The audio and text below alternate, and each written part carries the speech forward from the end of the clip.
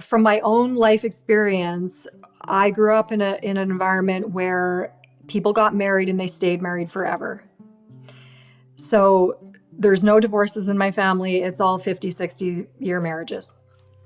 So if you get married, you better be serious about it, because whether you like it or not, you're in it to win it for the long haul, right? And for someone like me who never had a particular drive toward conventional marriage or having children, I kind of felt like a stranger in a strange land in that world, in that seemed to be the only model available. In my own explorations, after having learned from people like Allison Armstrong and Tatkin and other, pioneers in the male-female relationship, and not just male-female, in the relational world, and in the Tantra world, I discovered, there's actually other reasons to do relationship and sexuality, sexual engagement, besides procreation and making a family, a nuclear family unit, and being married. It usually seems to be enlivening for folks to discover, there's actually more than just that model, not, giving full props to that model. It's just that there's more. So in Allison Armstrong's work, she talks about 4 purposes for relationship, the legacy model relationship, which is what I saw in my family of origin. Long marriages, having children, accumulating wealth, passing that on to your kids, hoping that they have a better life than you had. There's healing / spiritual model for relationship, 2 people who come together for the purposes of healing and for the purposes of spiritual evolution. That intention is made conscious in the relationship. Then there's the activity buddy relationship. So, partners who travel together, who play sports together, who have creative endeavors together, they move through life together in kind of a companionate model, and they like to do stuff together.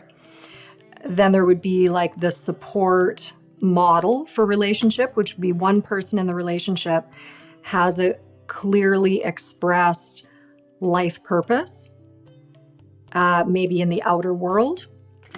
And the partner is an invaluable support and ground and safe haven for that individual who's expressing their bigger purpose in the world. So that's like one subset of models that really helped me normalize my own orientation in life. And I think also helps couples realize that there's more than just what they might have seen growing up or what they see when they look out the window in their neighborhood. Well, I think that the role of identifying purpose in relationship is kind of a next level exploration of conscious relationship.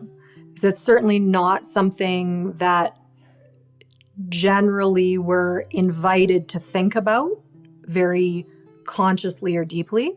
With clients, I would introduce the idea of, have you considered what the purpose of your relationship is? Even if it's an established relationship, 10 years in. And what I often hear is, no, I've never thought of that before.